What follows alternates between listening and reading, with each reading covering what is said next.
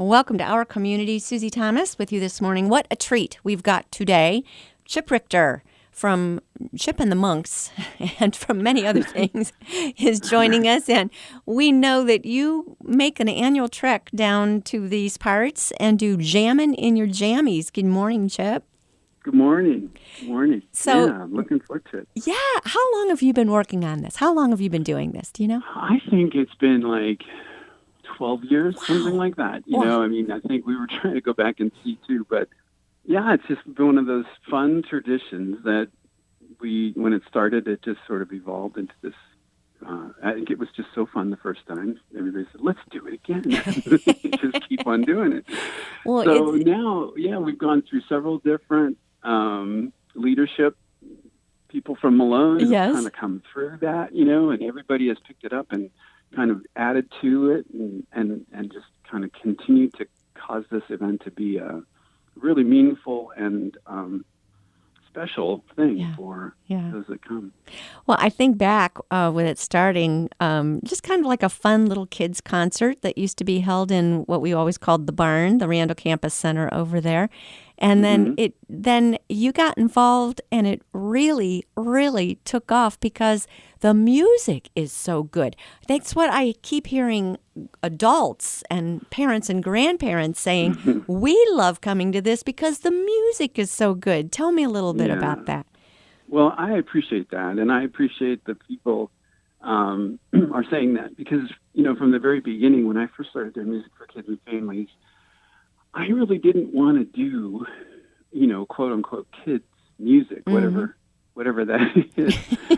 Well, at least what my perception of it was at the time, and my perception at the time when I first started doing it was kind of like Barney, kind of like Romper Room, it was just not that there's anything wrong with that, but it wasn't what I wanted to do. But yet here was this opportunity or this calling. I mean, I can only call it a calling because that's exactly what it was, but calling out to me to kind of step into this world but I really felt like it was important for me to bring my very best self to it, and so I always did that. So the music that I wrote that I've been writing for the last 2 decades for kids and families has been music that I just like, and the songs I try to keep it smart and keep it intelligent, keep it meaningful, and have some depth to it, but keep it fun. And that's kind of what we're doing with the show too. I mean, we're making it an event that kids love, but that parents actually come away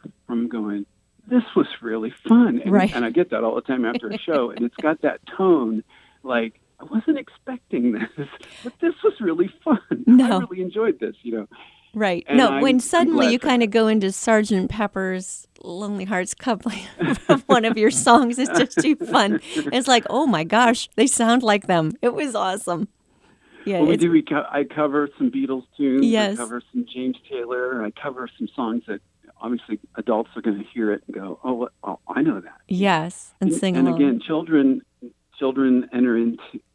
are much less inhibited to just enter in, to something. They don't have, what do I want to say, quite the gatekeeper mentality about music and entertainment and things that are coming out. And that's why parents are so important to give you kids good stuff, because kids are going to just gravitate to things just naturally.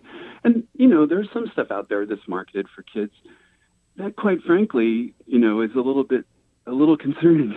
Yeah, no kidding. Yeah. And so, you can wrap it in a package, you can package it, wrap it in such a way that it's appealing to children. But I think it's our job as adults to make sure that we read the ingredients, that we look to see what's inside, just like we give food to kids. I think when it comes to entertainment, music, movies, videos, stuff on the screens, we need to be just very mindful about that and, just careful, just make sure that we know what's in it, read the label, read the ingredient, dig into it yourself. You can't get lazy, can you? Really can't, because not everybody's got your child's best interest at heart, truly. Yeah, or at least maybe they're definitely passionate about kids, but maybe what they're bringing doesn't line up with maybe what you as a parent or a grandparent would want to bring, or maybe it's just not the right time. That's the other thing. I think sometimes it's not even that it's bad; it's just maybe inappropriate appropriate for the stage in life your kids are in. Yeah. I think it's important to understand there's different seasons and different things. I think kids grow up way too fast, I think. Exactly, already. Yeah, I exactly. I think part of the thing we do as parents is try to, as being that gatekeeper, we're also trying to let our kids have this childhood that's so important and so precious, it's so fleeting, Truly. I think we need to protect that, help protect that for our kids. Let them be kids for as long as the need is there. Don't we know that so much more now that our own children are grown and have children, that you really start to see that, like, guys, this is going to go so fast. Yeah. But I think I can remember as a mom thinking, what's going fast? My days are an eternity long. And I would say this, that the years are fast, but the days are short. I mean, I would say that the other way. The days are very long days, but short years. Short. Yes. Yeah. It does. Right. And I think, and that's something that I encourage parents with all the time. I do some parenting workshops and stuff too. And one of my mantra is two things. One, you're a better parent than you think you are. Oh, that's good. Yeah. Because I think that's important to let people know. And that's the other thing we know from this side of it too. As being parents and now grandparents, we get it. We get that we enter into this thing going, I'm so afraid I'm going to mess this up. Yeah. But then as we just do the work of a parent, just do it, and then trust the intuition, because I really think God has given us everything we need to raise the kids that are in our care, whether they're our kids biologically or come to us in another way. I still believe we have, and there's something intuitive in us that we've been given to do that. And I say that in faith. I mean, I recognize. Absolutely. He fills in a lot of gaps. Yeah. Right. I just believe that. So that's the first thing. Yes. Second thing is, don't miss the opportunity, because you're going to miss this someday. Yeah. And I mean miss every part of it, That's even true. the hard parts. That's true. There are aspects you're going to miss. So that's been my encouragement to young families for the last 10 years. Oh, I love it. That's a good word, a really good word. We're talking with Chip Richter, talking about jamming in your jammies, and some people might be saying, what in the world is jamming in your jammies anyway? So tell us a little bit about this concert. Sure. Well, the jammies aspect of it is, and this is really something from the very beginning, Dr. Beth Clark Thomas kind of kicked this whole thing off way back when. It was her idea to create this event where kids could come to the show in their pajamas and bring a stuffed animal or a blankie or something, just come like you're coming to a sleepover or a pajama party, And not only that, we've also encouraged moms and dads and grandmas and grandpas to come in their pajamas too. That's right. Really is hilarious, Yes. So everybody comes, and I wear pajamas, and the guys in the band, actually, the monks wear pajamas. It's been pretty fun.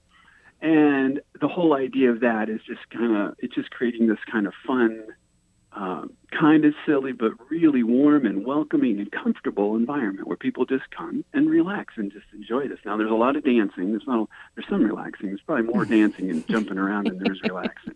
Yeah. But it happens, and it's something that we're doing together. We're sharing in it together. It's not just a kids show. It's a family concert, so that moms and dads are going to experience something with their kids and share a moment together, and moments become memories. And memories become incredibly precious to us as we go through the seasons. I feel like we're on this end of it, reminiscing about when our kids were little, right? And our memories, those memories that we have are just so, so precious. Oh, yes. And those memories have come from moments that we've shared together with our kids. So what I'm trying to do in my shows and all the concerts I do, I'm trying to create moments for parents and kids and grandparents and families to just take away and go away with that moment and have a memory that they'll have forever. And on a very practical side, is there anything better than having kids get completely worn out, have a great time, and they're already in their PJs? You just drive them home and toss them in bed. Drop them in bed. Hopefully that goes that way. That's the plan. Hopefully it goes that way. And there's also some refreshments there. The sorority that sponsors this event. It's the educational pre-K educational. I'm not getting it right. Kappa Delta Pi. Yep. There you go. And they are, I think that's right. But yeah, it's the education honorary. Yes. Mm-hmm. And they're the ones who kind of host this event. They're there for us. They're in their jammies too. All the students there, and they're helping the kids. They have some refreshments. They in the past they've given out like a book and different like little gifty type kind of things, because it kind of kicks off the holiday season Yes. too. That's the other part of this. Mm-hmm. It's a benefit too. Actually, we should talk about that. Yeah. That all the money that's raised from ticket sales go to support. In the beginning, there were times when they actually were putting that money towards a family that just needed some help around the holidays. So one specific family, sometimes with multiple families. And now I think they're using the resources to actually buy pajamas for kids. Oh, how perfect. Who are in need. Wow. Who can open up a new pair of pajamas in the holiday season. That's awesome.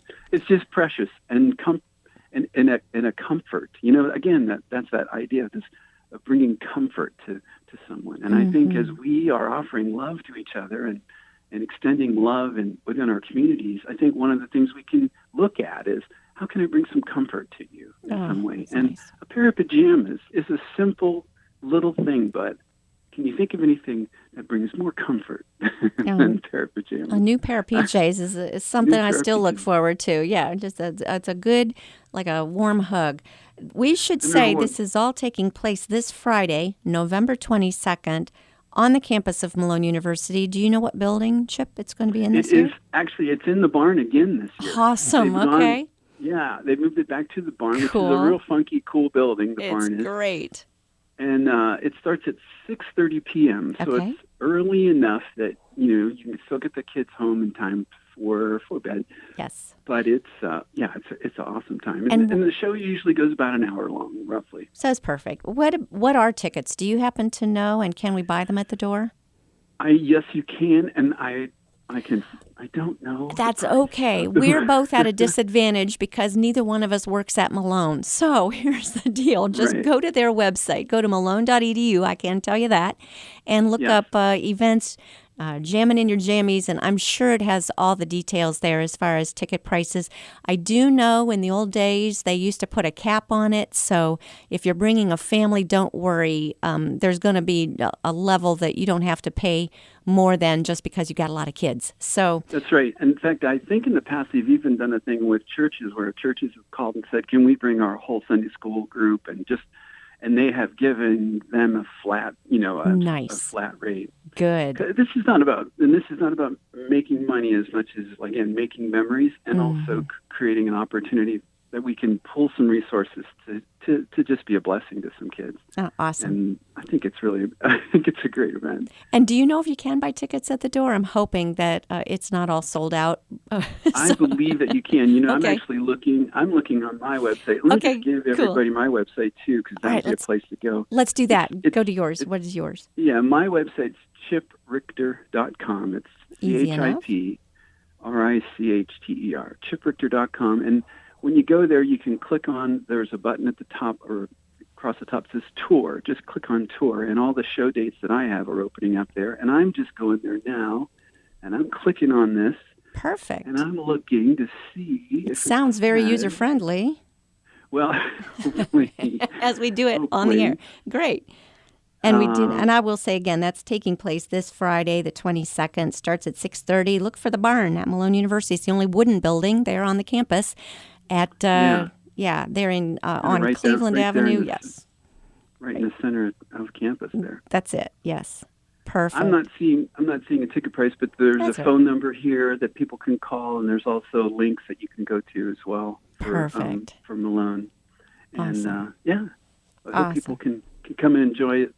We hear from so many families who say, "Oh, we can't wait for the Jimis concert this year." So other people are making this an annual thing too. So we're glad for that. It has. It's become a real tradition, and it's so fun to look forward to. Again, this is taking place November 22nd. We're talking to Chip Richter himself. Going to be back after these words. You're listening to Our Community.